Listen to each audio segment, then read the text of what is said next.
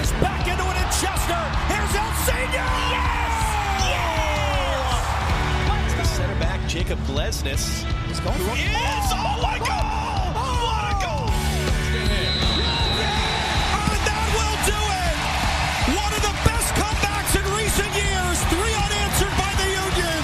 And they go into the Gold Cup break, winning it 3-2. Hello and welcome to the Free Kick Podcast. My name is Todd. And vamos! The Philadelphia Union have created history. And still in shock that the Philadelphia Union have finally won a penalty shootout. I know a lot of you guys that are listeners of this podcast that have seen the Philadelphia Union lose penalty shootouts in the Open Cup. You guys have seen your fair share of penalty misses over the year. And, I feel for you guys that have been around this team since they came to MLS in 2010. And just last night's penalties must have been so nerve-wracking for you guys, saying, I've never seen the Philadelphia Union do well in a penalty shootout. I have no confidence in the Union taking penalties, and just all those emotions you guys are feeling. And maybe people that are newer to this team that haven't seen the Philadelphia Union lose in a U.S. Open Cup. Maybe you guys weren't nervous at all watching the Philadelphia Union take penalties. But, yeah, I kind of wanted to take the Jim Curtin approach and just turn my back and just look everywhere else but the penalty takers. Because I said after Jamiro Monteiro, and yeah, I'm bringing it up again, after Jamiro Monteiro missed that penalty against Club America, which I was debating, I don't think I can watch this. I watched it and he misses. I was like, yeah, I'm not going to watch penalties anymore. But when the penalties are down in the river end, I feel like you got to watch, right? Especially with that atmosphere that the Philadelphia Union fans created for the players. And, man, that after that first save by Andre Blake against Hani Mukhtar, you can argue that's the loudest that Subaru Park's ever been. And just throughout that penalty shootout, that place got louder and louder. And what a game, what a performance. But I'm sure we'll get into a lot of that. Of course, we'll get into a lot of the penalty shootout drama for Nashville. Jack McGlynn, both Jacks actually scoring the penalty. We'll get into just, other things that stood out to me in this game. So a lot to talk about in this podcast. Going to talk about MLS news because there's been a lot. Because I feel like I haven't done a review episode like this in quite some time. I think the last time I had a quote-unquote review episode, it was the Twitter Spaces episode where you guys talked, gave your thoughts after that New York Red Bulls victory. And after that, I don't remember the last episode I did that was a review. But I guess now we're kind of getting back to normal, which feels a little bit weird because I haven't done it in a while. So hopefully I hit my cue for the intro, and there is a lot to talk about in the news, and yeah, some of this news might be dated. Maybe you guys have seen this, but in case you haven't, I'll get you guys caught up with the most significant MLS news that I think is worth talking about. So, without further ado, let's just get straight into the news.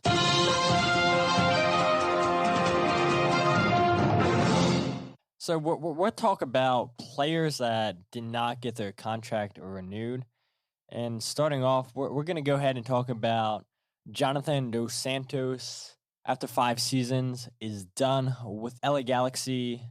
LA Galaxy have announced that they are not renewing Jonathan Dos Santos' contract. So that means that the LA Galaxy are getting a DP spot open on the roster for Greg Vanney. Dos Santos will be 32 come April. Will he resign with another team in MLS? Possible. I think going to Liga MX is more likely for Jonathan Dos Santos. And you go ahead and look. Dos Santos, he had 6 goals and 12 assists in 103 matches. 91 of those were starts for the LA Galaxy, which he became the 30th player for the LA Galaxy to appear in 100 regular season games. He was an MLS All-Star in 2018, 2019. In 2021, he scored 1 goal in 26 games. He had 22 starts. As we all know, the LA Galaxy, they went 13, 12, and 9 with 48 points, which, they were one spot out of playoff contention in the Western Conference, but, it wasn't enough for LA Galaxy. They missed out. Both LA teams missed out in the playoffs this season, and all those jokes went around saying, "Oh, MLS has to find some kind of rule." A big market like LA, like how can they not have at least one team in the playoffs? And yeah, well, Jonathan Dos Santos didn't really contribute at all, and you can even say last season Dos Santos really didn't contribute for LA Galaxy. 2018, 2019 were definitely his best years for the Galaxy, but Dos Santos is definitely not the player that he once was, just like his Mexican international teammate and Carlos Vela, who apparently has a team option for the 2022 season. Apparently, it is a lot cheaper than his $6.5 million contract that he got paid this season by LAFC. But Carlos Vela is another player that is going to be potentially out in LA, not for the Galaxy, yes, for LAFC, but when both of these guys came into MLS, there was a lot of hype around them. Then you add in Jonathan's brother, Giovanni Dos Santos.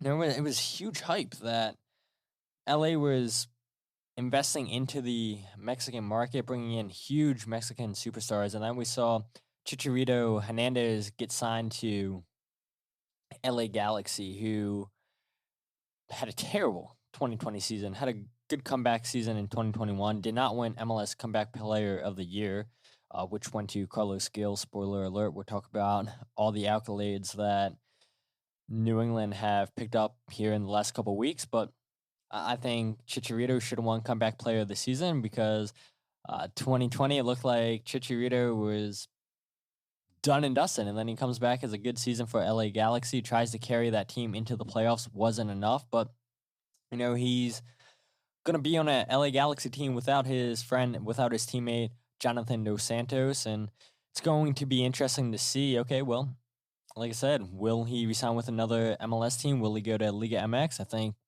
like I said, Liga MX is more likely than some team in MLS kicking the tires on him, but, I could be completely wrong now. Maybe some team can convince him, okay, look, you're not DP worthy money anymore. And maybe they'll kick the tires if he says, yeah, you don't have to pay me DP money. I'll come play on a TAM deal. Maybe that can work. But I still think that some Mexican team will overspend for Jonathan Dos Santos, and he'll be out of MLS. That's just my thoughts. But moving on, like I said, there's a couple players, a couple new signings around MLS. And so the other contract that was not renewed for the 2022 season, which is such a huge surprise for me, even though he's 35 years old, what a player he was. And you can argue that he was the best signing for Orlando City. Yeah, better than the Kaká signing. Nani is out for Orlando City. We already know that Chris Mueller left for a free to go to, I almost said Rangers. I know it's not Rangers. I think I said the last episode or 2 episodes ago. I completely forget where Chris Mueller is going to. Daryl DK could potentially be on the move too if a team comes in to try to sign him from Orlando City. I mean, talk about terrible timing to lose your 3 starting forwards. If you lose DK, you decided, okay, look, we're not going to pay Nani what he was earning anymore. We're just going to let him go ahead.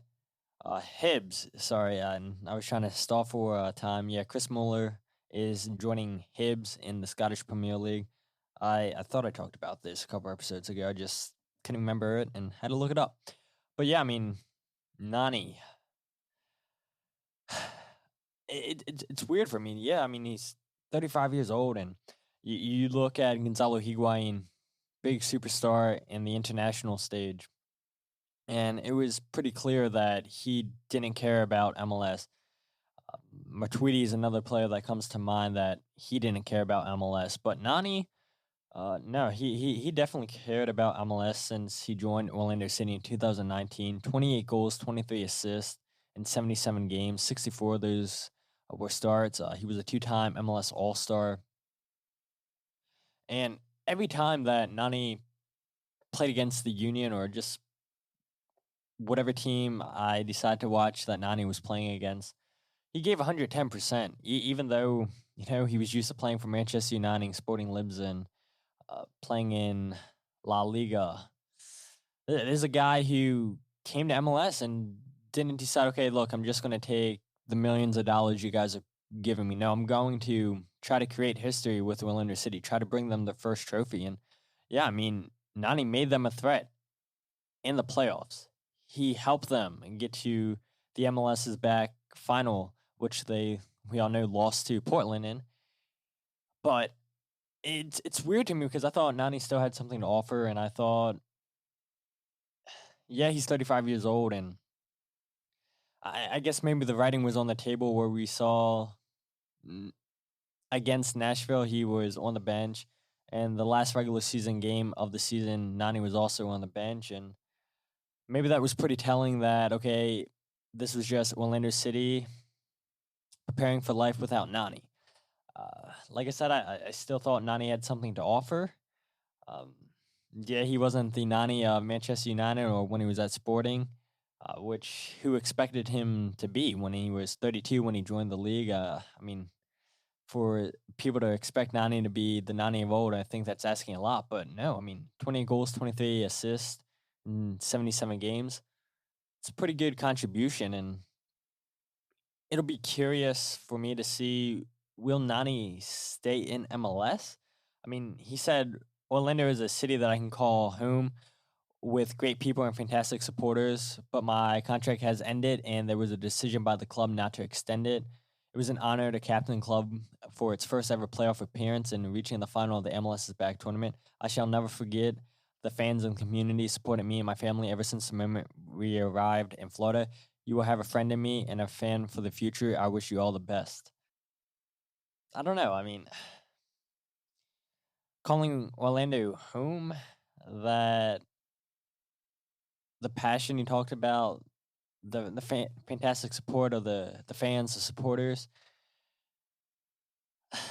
I was kind of thinking that Nani would be a David Beckham signing, but I feel like Nani is a type of player that doesn't want to burn bridges with the Orlando City supporters because I think he is happy with the history and that he left with Orlando City. Yeah, and you think history, you think trophies and everything. No, Orlando City didn't get a trophy, but to see them win that crazy penalty shootout against New York City in the playoffs, to see them go all the way in MLS's back tournament, to see them actually be competitive once Nani joined in 2019. I mean, you look when Orlando City joined the league, they were a laughingstock of the league, and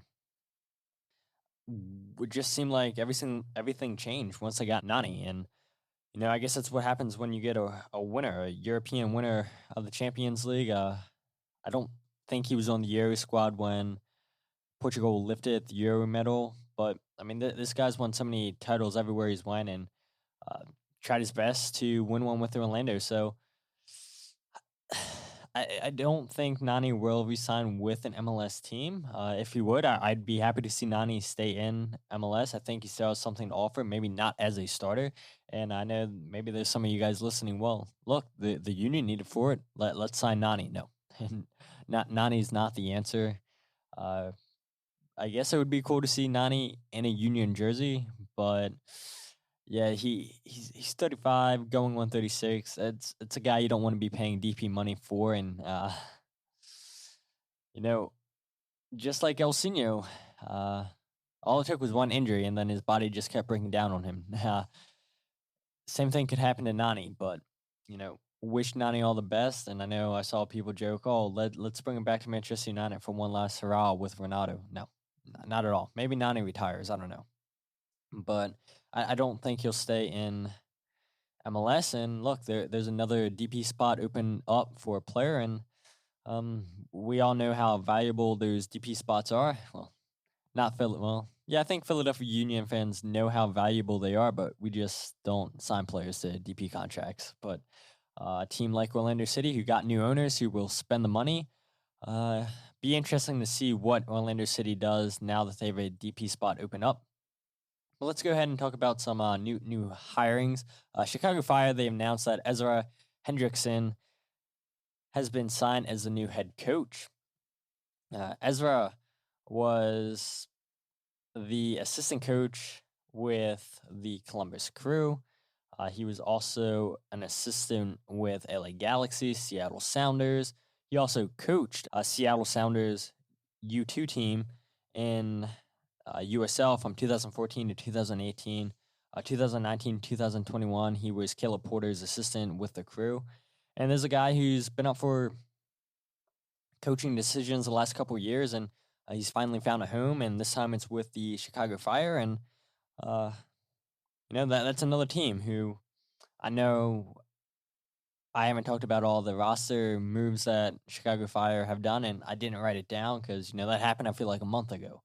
But that's a team who has a lot of DP spots open up. That's a team that's let go of a ton of players. So Ezra is going to have a lot of work to do with the Chicago Fire, but, just like I was just talking about Orlando City or just any team, having DP spots open can change a team. And if Ezra and the front office get this right for Chicago Fire, maybe the Chicago Fire won't be a laughingstock. But, Ezra has experience playing in MLS with the LA Galaxy, with Chivas USA, with the Columbus Crew. Like I said, he has coaching experience with MLS teams, and we all know, the teams that are usually successful have head coaches, have assistant coaches, or have front office people that have played in MLS, that have worked in MLS for a long time, and that's the route that Chicago Fire are going with, and I think it's the right move to go with. I think Ezra Hendrickson's probably the right coach to go with, but time will tell next season. If he can get results, then it will clearly show that he was the right guy. Chicago Fire have been in a rebuilding mode. It seems like the last couple of years they're tired of rebuilding, but you bring in a new coach, he brings in his new staff, you bring in a brand new roster. Sorry, Chicago fans, you're probably going to be in another rebuilding stage, but if Chicago Fire can turn it around next season, then their fans will be great, and I think it'll be great for MLS as a whole, a big market team. To have them playing well, to have them fighting for a playoff spot, I think that only helps MLS even better. But speaking of brand new coaches, you guys, I'm sure have all seen this, that Bob Bradley and LAFC have parted ways, and then Bob Bradley has been announced as the new head coach and sporting director of Toronto FC. And there's another team who, it was reported by Fabrizio Romano that Jose Altidore and Toronto will terminate his contract, which means that a DP spot will be open up for Toronto. I know there were some talks about, okay, well, what happens with Soteldo? Does he leave Toronto after one season, after the terrible season they had? Does he want to be in MLS anymore? After Toronto, what looked to be a good team on paper, turned out to be a terrible team this year. So if Soteldo leaves, now Bob Bradley has two DPs to work with. And we all saw the job that he did with LAFC when LAFC first came into the league. Their 2019 season was unbelievable. Just the amount of goals that they scored, the front three with Brian Rodriguez, with Vela, with Rossi. Just unbelievable front three. Can Bob Bradley work that magic with Toronto? I think it's very possible, especially another team like Orlando City that have owners that have money that will spend the money. I think that the season that we saw Toronto have this season, I think that was a fluke. I think that was a one-off. And, having one DP spot open with Jose Altidore, where will he go? Who knows? I think that's only going to help Toronto, going to help Bob Bradley. And Toronto could again just be a scary team. And God forbid we see another Seattle Sounders Toronto final, because I feel like we've seen too many of those. But let's focus on what's happened this season. But enough of new hires, what players aren't getting their contract renewed. Bruce Arena, he has been named the MLS Coach of the Year. Carlos Heel has been named the MLS Comeback Player of the Year. The league leader in assist. I say league leader in assist because MLS goes with the hockey assist. And yeah, I guess technically Carlos Heel led the league in assists, but I'm not a fan of the hockey assist. Mihailovic, I think, had 13 assists, not including hockey assists, and he was therefore the assist leader. But MLS gave it to Carlos Heel because, yeah, they do the whole hockey assist thing. And it's only a matter of time before Carlos Heel gets named MLS MVP of the season. And then the last award for New England is Matt Turner wins Goalkeeper of the Year, which we all know last season Matt Turner probably should have won Goalkeeper of the Year. This year, Andre Blake should have won Goalkeeper of the Year. But because New England are the Supporters' Shield winners, I feel like it just only made sense to have them and their players win all these awards, and I'm sure they're going to keep winning awards, but hopefully New York City takes care of business today, and hopefully we can host the Eastern Conference Finals at Subaru Park. But moving on, back to LAFC news, is forward Cristian Arango has been named MLS Newcomer of the Year, which this is the only MLS award that I agree with, the only one that I agree with, because LAFC, they signed Cristian on August 2nd. Made his debut against San Jose on August 8th. So only 6 days with the team, and he's already making his debut. He was MLS Player of the Week twice this season, on Week 24 and Week 31. He was on MLS Team of the Week on 3 occasions.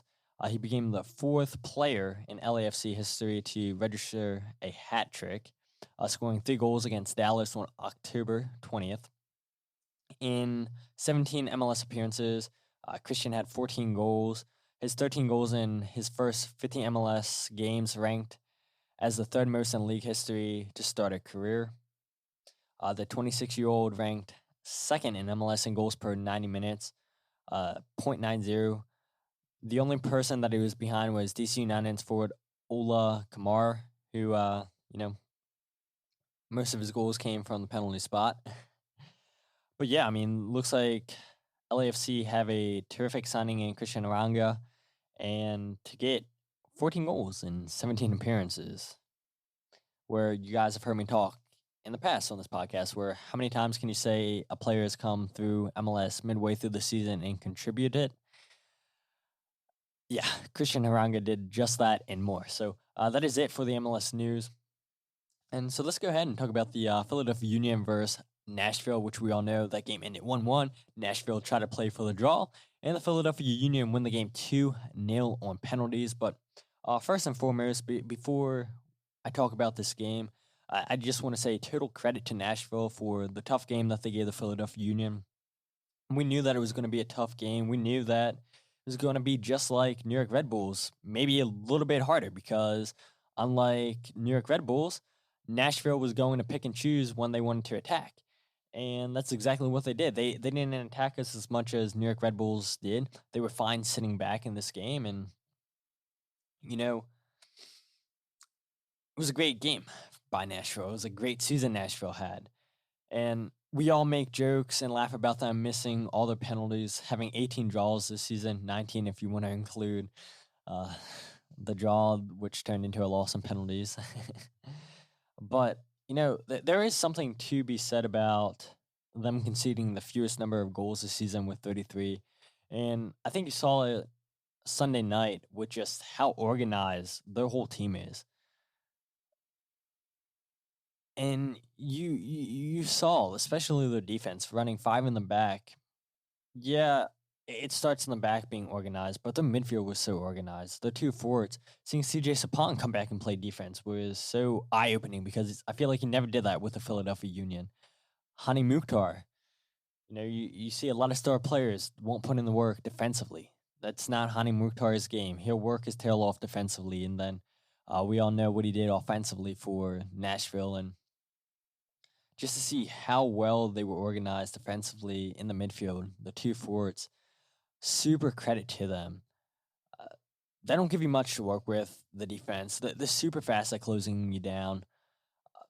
They're fine sending players out wide because they trust their back line to win any headers that you send into the box, which for the most part I felt like Walker Zimmerman and the rest of the center backs were winning those headers all night. And of course, you've got to talk about Hani Mukhtar, and I'll probably talk about him multiple times tonight because he should have won. He should win MLS MVP, and I know I just said should have because I don't expect him to win. It's going to go to Carlos Heel. But to me, Mukhtar is the best player in MLS this season because where would Nashville be without Hani Mukhtar? 16 goals, 12 assists, where Carlos Heel, he's only getting assists. And New England was still winning games without Carlos Heel. Could Nashville win games without Hani Mukhtar? No, I don't think so at all. And you saw it on Sunday. And just his goal that he scored, the space that he was able to find without the ball. When he had the ball, his dribbling was phenomenal. How he drifts into space with the ball, without the ball, just he knows where he needs to be. His soccer IQ is so high. The connection that he has between him and his teammates. I mean, let's face it, he's a complete player, and this is what the Philadelphia Union would love in a forward, to have somebody like Hani Mukhtar. And maybe the Philadelphia Union this offseason, maybe they can find their own Hani Mukhtar. Maybe Daniel Gazdag is that guy. But for the most part, I thought the Philadelphia Union, they did a good job shutting him down, and I'll talk to that. And just overall, just really impressed with how Nashville played. And I talked about their defense. I talked about how well organized they were. But we knew the Philadelphia Union were going to see a lot of this ball this game because that's just the way that Nashville operates. And every time that Nashville won the ball back in defense, you saw how fast they transitioned into defense to attack. And there was a couple times where I thought they had a real chance with Leal. Mukhtar had a chance that was blocked. He was in a couple other times. Godoy linked up well with Leal and Sapong and Mukhtar. Just overall, it was a good performance by Nashville, and I thought, either one of these teams could have won the game on Sunday. And I think if Nashville's able to keep those four players next season, I think it's going to be very, very difficult for teams in the West to beat them. Yes, I said the West because don't forget Charlotte's coming in, joining the Eastern Conference. Nashville's going back to the Western Conference, and then I'm sure after next season they'll join back to the Eastern Conference. But happy that we won't see Nashville in the Eastern Conference. Yes, we'll see them once.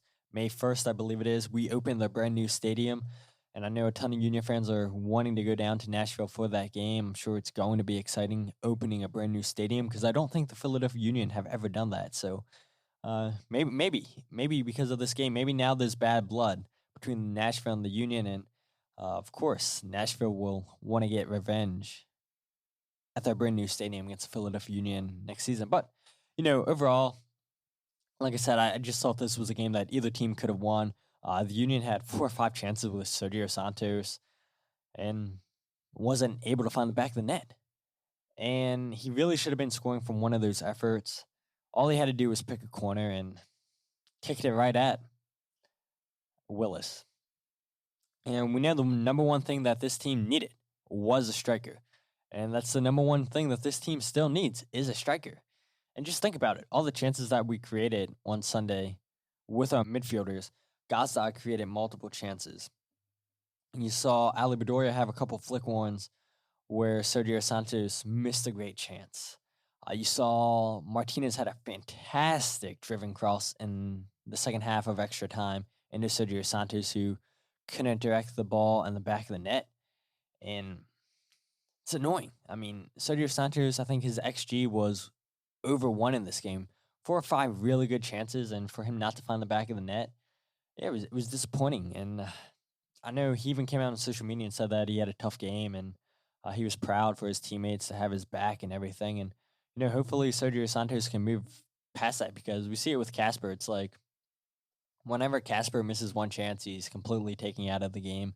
That is Casper's worst trait, in my opinion. And that didn't appear to be the case for Sergio Santos. But when it came time to penalties, Sergio Santos didn't seem like he was the most confident. And I get why Jim Curtin chose Sergio Santos to take a penalty because usually you want your strikers taking penalties.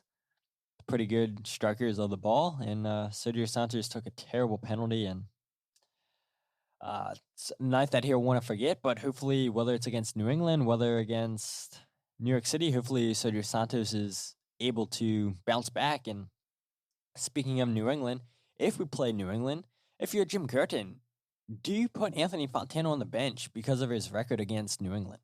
And I know Anthony hasn't played in months, it seems like. But Jim talks about trusting the analytics, and I think the analytics prove that Fontana probably should be on the bench against New England because of his scoring record against New England. And if it's a matter of whose spot does he take on the bench, then I think it's easily El Senior's that he takes. Jim hasn't used him the last 2 games. Now, I think the only time that we would see El Senior come into the game is if they go behind. But I don't think we'll see El Senior anymore unless we go from behind. And I think, like I said, the analytics say that Anthony Fontana does well against New England. You got to put him on the bench. And I trust Anthony Fontana to press a lot more than what El Senior will do. And yeah, it might be tough for people to accept that because of what El Senior has meant for this team. But El Senior isn't what he was in 2019. He isn't what he was last season. And it's a player you got to move on from. And if I was Jim, I would definitely put Anthony Fontana on the bench over El Senior just in case we go from behind. Because look, one of these strikers have to step up next game. One of these strikers have to put the ball in the back of the net. How many times can we rely on the defense, Andre Blake, rely on Daniel Gazdag or Jameer Montero to score a goal? To rely on anybody but the forwards to score a goal. How much longer can we rely on that? Yeah, we all know that this team's built on defense. The team is a superstar. How many times do I have to say that? Maybe you guys are tired of hearing that, but it's the truth. I mean, our 3 strikers, they're not the superstar on this team, and I guess credit to them that they do the defensive work that not a lot of strikers do. But at the same time, like, your job is to put the ball in the back of the net. And so I feel like going into New England, if we go from behind, Anthony Fontana is good at scoring against New England.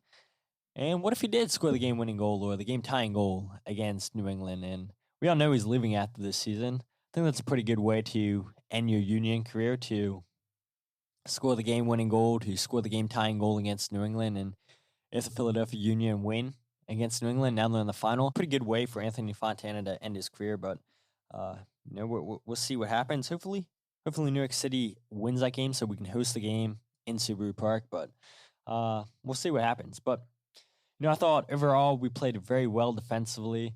The only thing that was to blame was the ball between Powell and Glesnes, and I'll talk about that a little bit later. But besides that, I mean, Glesnes, he had a huge block on Mukhtar in the first half.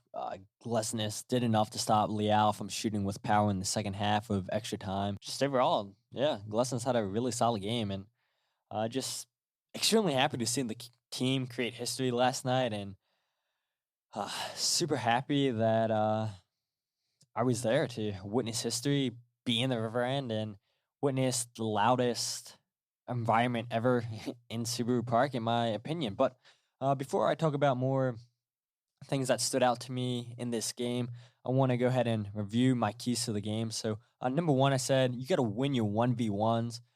I would say that's a pass, but you can also say that's a tie because Nashville won the duels battle with 101 compared to the Union's 96.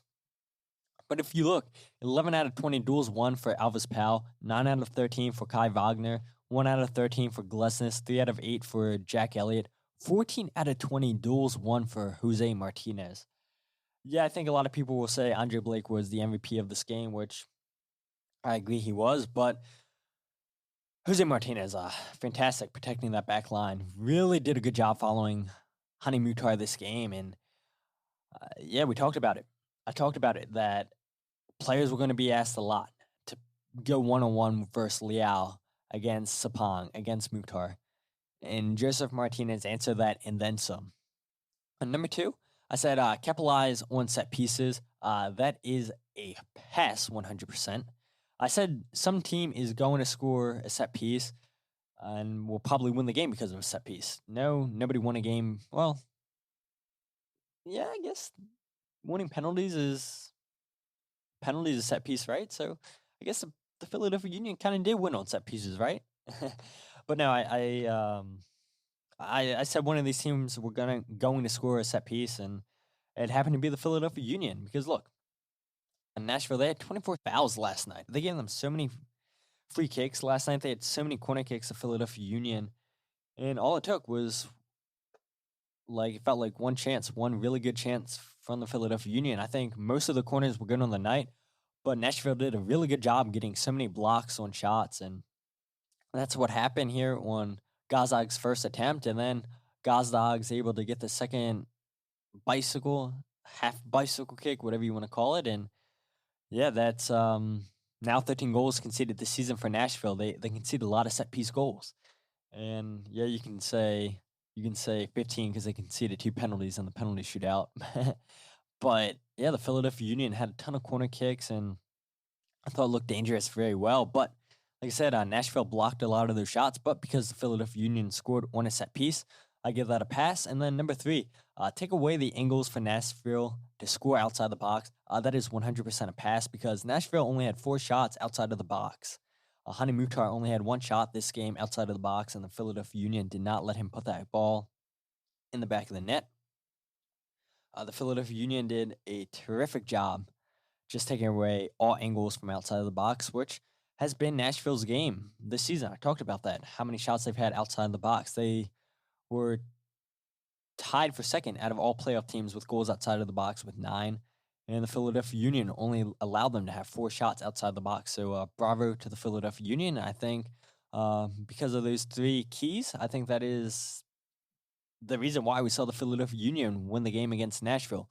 But like I said, just some things that stood out to me. Number 1, I gotta admit that I was wrong because after Jared and I's last episode, I was talking with people saying, yeah, I don't know if people realize how big of a game this will be against Nashville. I don't know if they will be up to create the same atmosphere that they created against New York Red Bulls. And I knew people would show up. I knew it would be sold out, but would they have that same energy in the cold, especially? This game was definitely a lot colder than the New York Red Bull game, and I think it's easy for people to get up for a New York Red Bull game, a quote-unquote rivalry game. I thought it was going to be a little bit difficult for fans to just realize that history was on the line. You heard Jared and I stressing that last episode that we want to witness history in the stadium, that history can be made against Nashville. Do you people realize that?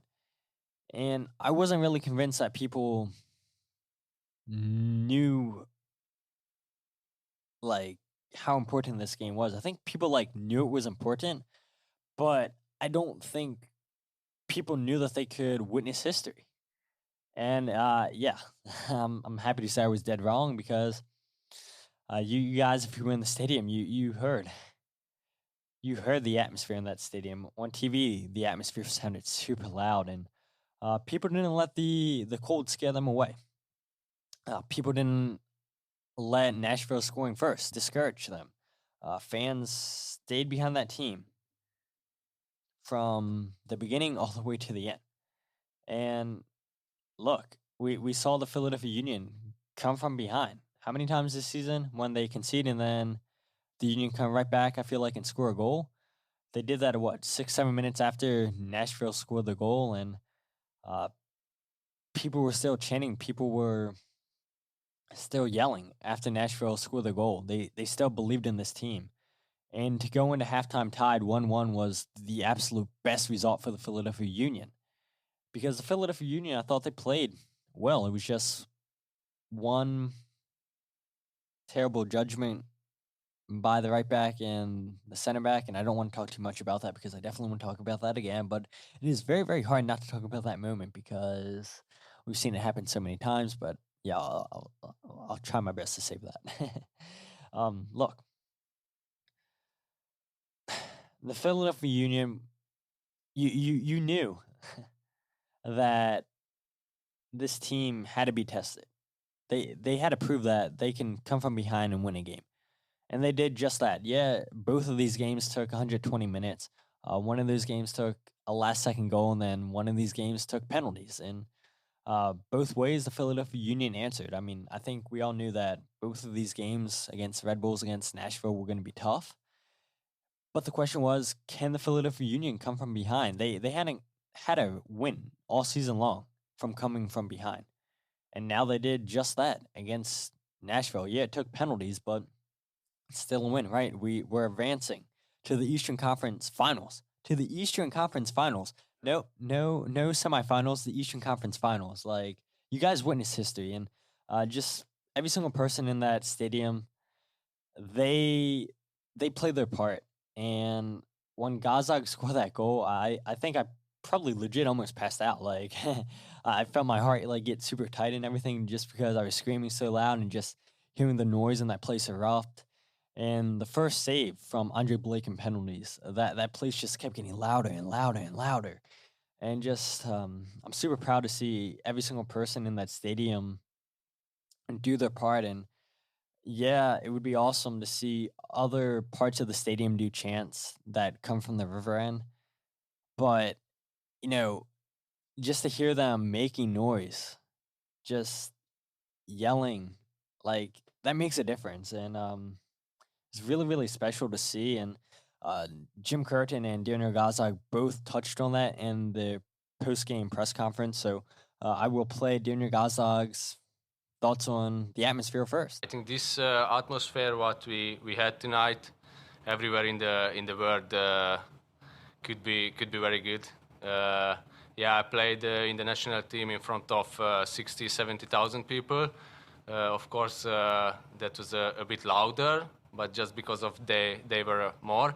But our fans today was great, just like the team. Yeah, and I think it's very important to have a player like Daniel Gazag, who, yeah, like you said, he's playing in front of 60 to 70,000 fans with the Hungarian national team against teams and playing in Hungary with that kind of atmosphere. And I think Daniel Gazag is definitely a player that knows what an intense atmosphere is, what a loud atmosphere is. And for 19,000 fans in that stadium Sunday night, man, that place seemed like it was 50,000 plus just because of how loud it was. And like I said, just from the moment that Andre Blake saved the first penalty, the place just kept getting louder and louder and louder. And I would love to see the decibel meter for how loud it truly got in Subaru Park, because if anybody was recording that, I mean, that has to be the loudest that it's ever been in Subaru Park, right? And Jim Curtin kind of touches on that right after Daniel Gazdag.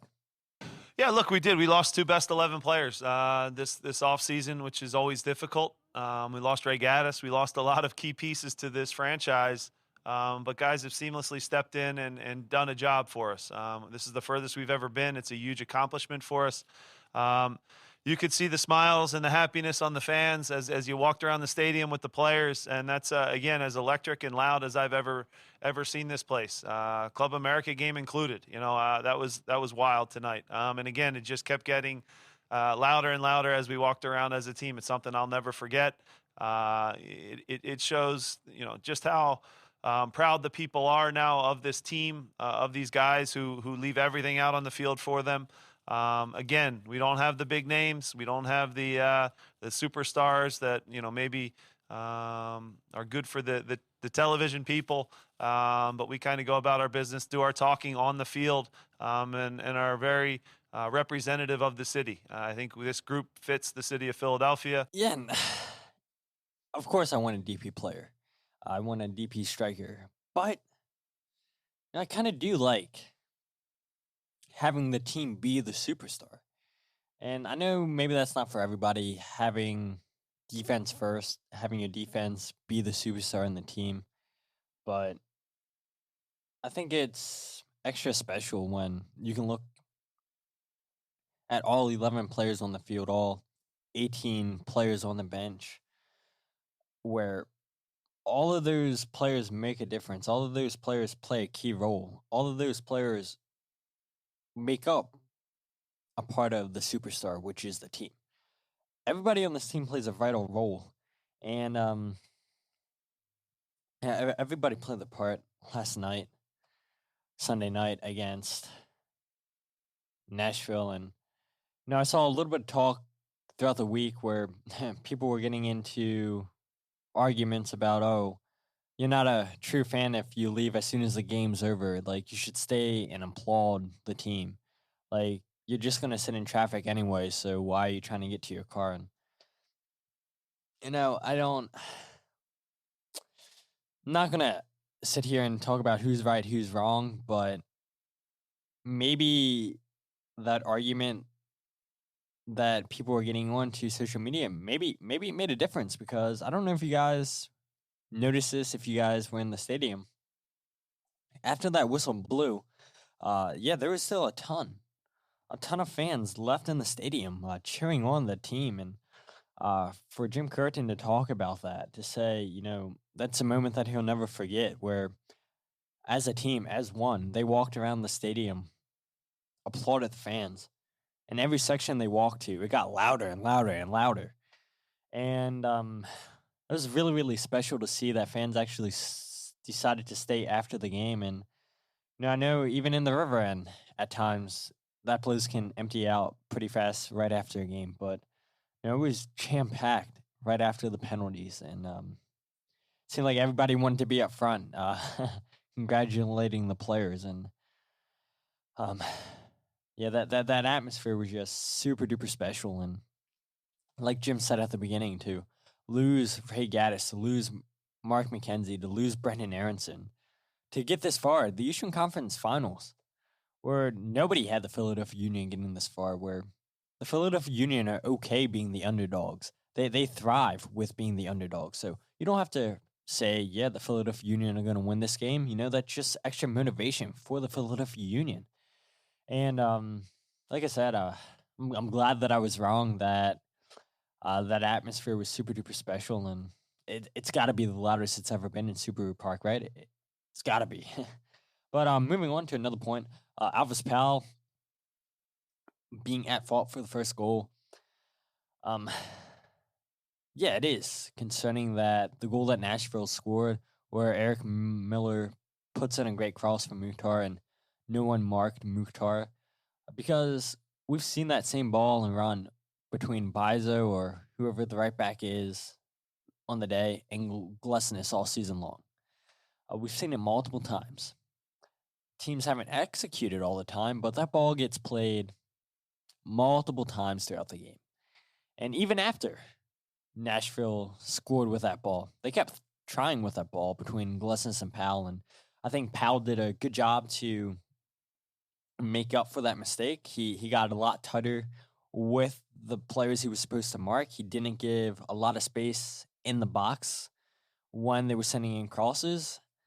But it is concerning that, time and time again, the Philadelphia Union get beat with that same run, same ball.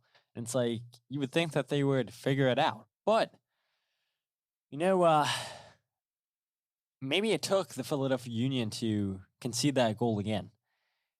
And now they're going to get it out of their system. All it takes is just getting one of those fluke goals, one of those goals knocked out of your system. And, the Philadelphia Union can play very, very tight throughout the rest of the playoffs. And, once they conceded that goal, they played really, really tight, I thought.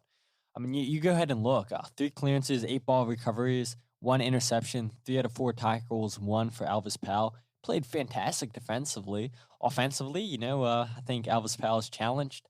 I think tactically, the Philadelphia Union, again, like we saw against Red Bull, we're telling him, hey, look, don't push too far forward.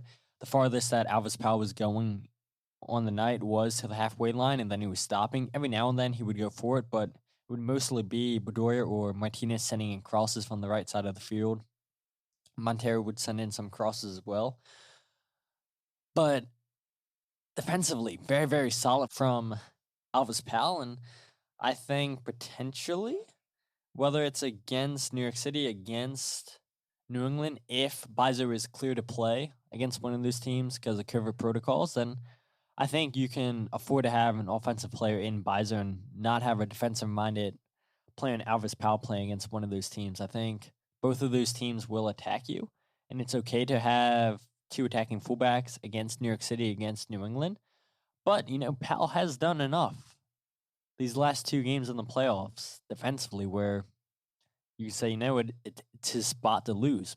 So if Bizo gets cleared to start against whoever we play next, does he automatically come in and get his starting spot? I'm not too sure, but minus that one mishap by Alvis Powell, I thought he played really, really, really well defensively. Moving on to Hani Mukhtar, just want to go ahead and quickly go over his numbers.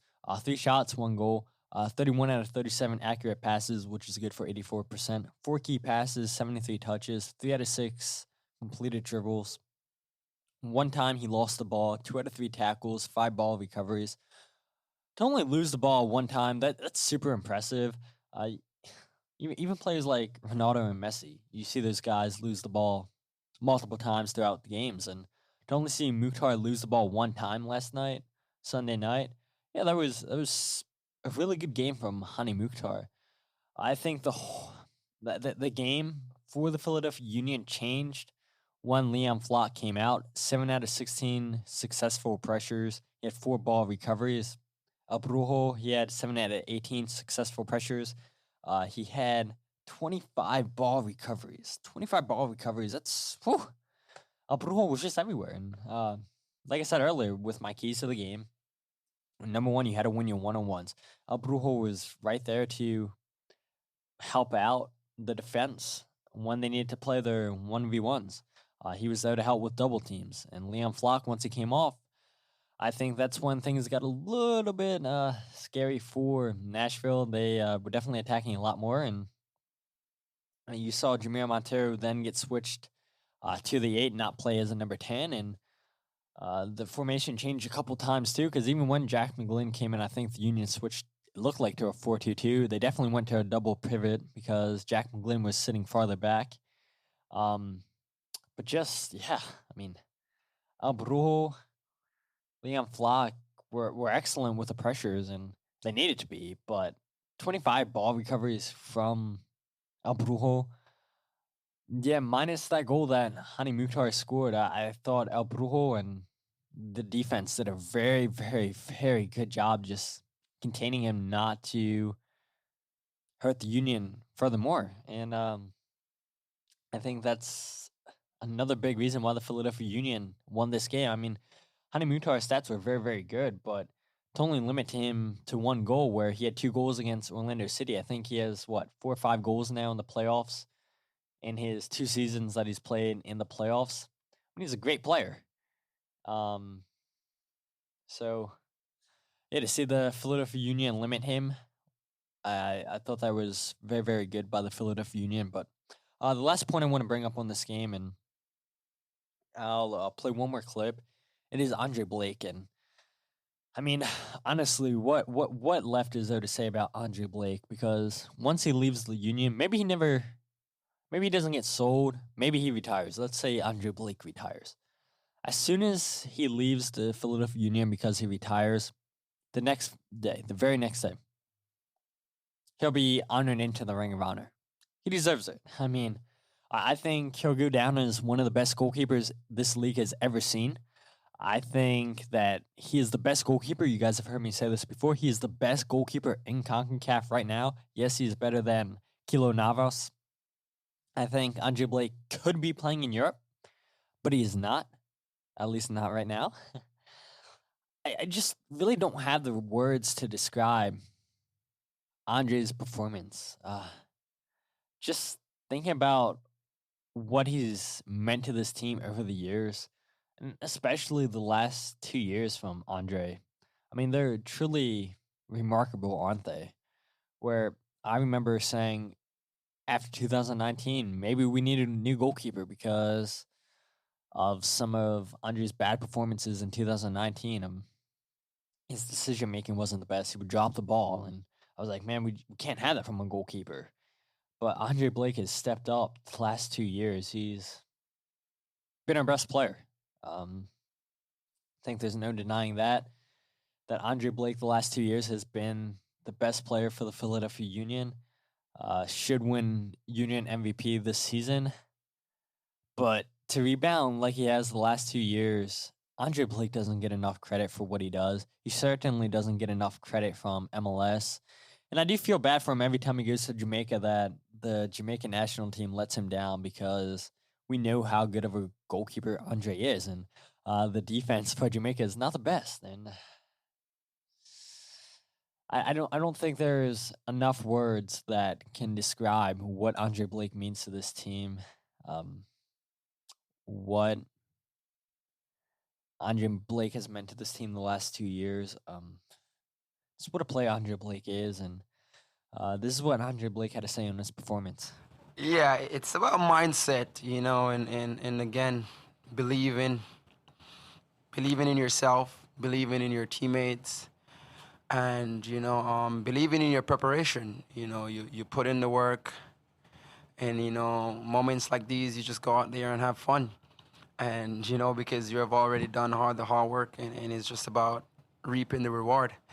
And soccer is about moments, and when it's your moment, nobody can really take that from you, or nobody can really stop you. And tonight, was one of those moments for me, and I'm very thankful for that. And again, hopefully, come next week, doesn't have to be me, but it can be a moment for somebody else, and then the MLS Cup, somebody else, and we win the whole thing. So we keep working hard, and hopefully this great moment continues for us. Of course. I mean, last night was definitely Andre's night, but I feel like Andre Blake's had so many nights where you can say, yeah, this was my night, because Andre Blake stepped up just so many times the last 2 years, and none bigger than last night and the penalties. We've seen Andre save multiple penalties this season. I think he led MLS goalkeepers in penalties saved this season. So I felt confident with Andre going into penalties. But I didn't expect Andre to save 2 penalties. I would say 4, but Nashville missed 2 penalties. The worst penalties I've ever seen in my life. Let's not discredit Nashville there, but Andre Blake came up with 2 huge saves, and you make the first save, you make the second save. It takes everything. It takes everything out of Nashville. I mean, all the pressure is on the next 2 shooters, and I think the next 2 shooters they overthought it too much, and they try to get inch perfect with the placement of the ball, and just overshot it, and thank goodness. And there's just not enough words to describe what Andre Blake means to the Philadelphia Union, and I hope fans realize that, right? Maybe we will never have a goalkeeper like Andre Blake. Yeah, I mean, once Andre's gone, I mean, looks like Matt Freese will take over, but I mean, that's no guarantee, right? But to see this guy get drafted from Connecticut, and this is a team that doesn't use their draft picks. Andre Blake, Jack Elliott, the only 2 draft picks that I feel like have ever worked out for the Philadelphia Union. And in a time where the Philadelphia Union had 3 other goalkeepers on their roster, and they draft Andre Blake. And Jim Curtin mentioned in his press conference before Andre talked, where when they drafted Andre Blake, the spot wasn't given to him. He had to earn that spot, and guess it's not hard to earn that spot from Reese Bolo, but it is true, though, that Andre had to earn his spot. And to see him grow, to see him be the kind of player that he is for Jamaica, to be the kind of player that we've seen him be the last 2 years. I mean, I know I'm rambling, but that's just what Andre does. And I don't know. I think it's just really special seeing the kind of career that Andre Blake's had. I mean, he's the longest tenured Union player, and he's seen so many ups and downs. And to see him still be on this team after a failed transfer to Crystal Palace it was a few seasons ago, he didn't have the right paperwork, he didn't have the right requirements for his visa. To see Andre Blake stick with his team, to never complain once about not being the highest paid goalkeeper in MLS, for not complaining about, this team not complaining, for trusting in the process, to see where this team's come the last 3 years, and to rely on Andre. You always expect Andre to make a save, and I know I'm just rambling here, but I'm sure you guys feel the same way about Andre Blake. He's special, and I don't want to think about the day when Andre Blake leaves. I don't want to think about the day when a lot of these guys leave, because this team that we have is truly special, and it goes back to what I said about Jim Curtin saying, we don't have a superstar on this team, and I think that's what makes these guys so likable, is that they play for each other. They play for Philadelphia. They play for you and I. And I know a lot of you guys would say that, yeah, we want a superstar on this team, but I would much rather have the whole team, a team that fights for each other, be the superstar, compared to just one overly played player that's going to disrupt the locker room. I love this team, and hopefully you guys are going to be behind him, whether or not we go to New England or whether or not New York City come. You know, I don't have any reason to believe that the fans won't be behind this team if it's New York City. I think for sure fans will know what that game means, to potentially win that game, to play in the to play in the MLS Cup final. The one thing I hope is, if we play New England, I hope we can get 200, 300, 400, 500 people to travel up to New England. I hope fans can find a way to get up to New England if it is New England who we play, because you guys saw against New York Red Bulls, you guys saw against Nashville, the atmosphere that you, the listener, helped create. And if we can get 2, 3, 4, 5 plus 100 people up to New England, if it is New England who we play, that's going to be intimidating for the New England fans that show up. That's going to be intimidating for the New England players to see all of us Philadelphia Union fans traveling up to New England to cheer on the team. And I think if we can get all these people to travel up to New England, if it is New England, I think that just gives the team extra motivation to push even harder than what they've pushed so far.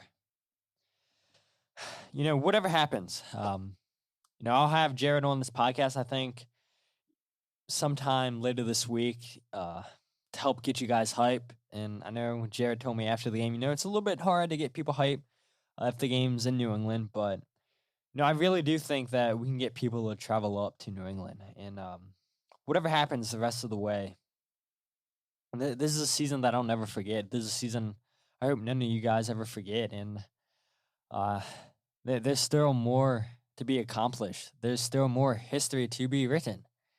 And I'm just really, really proud to call myself a supporter of the Philadelphia Union.